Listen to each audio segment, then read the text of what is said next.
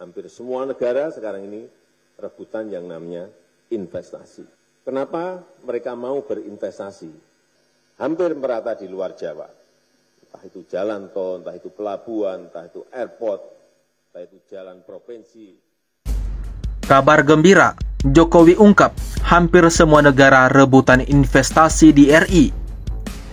Presiden Joko Widodo mengungkapkan bahwa hampir semua negara luar berebut untuk investasi di Indonesia.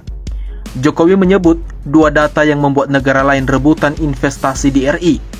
Pertama, berdasarkan data investasi di tahun 2022, RI bisa mencapai bahkan melebihi target dari 1.200 triliun rupiah menjadi 1.207 triliun rupiah.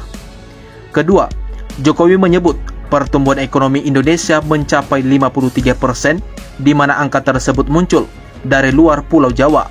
Sementara sisanya 47% terlihat di Pulau Jawa. Artinya kita sudah tidak Jawa sentris lagi, tapi Indonesia sentris. Di Sulawesi baik, Maluku Utara baik, Sumatera tumbuh. Ini sangat-sangat baik, karena hampir semua negara saat ini rebutan yang namanya investasi, kata Jokowi pada Rabu 1 Februari 2023. Lebih lanjut, Presiden merinci 3 faktor utama kenapa negara-negara lain berebut investasi di Indonesia.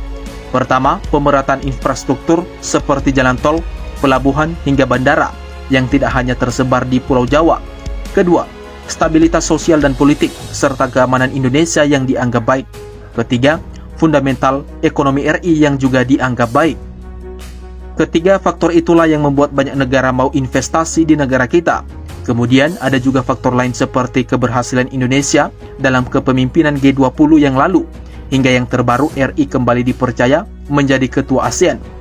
Meski begitu, Jokowi menyebut pertumbuhan ekonomi Indonesia memang masih dipimpin oleh sumbangan konsumsi, baru disusul investasi di urutan kedua. Oleh karenanya, ia meminta agar investasi yang ada harus benar-benar dipelihara.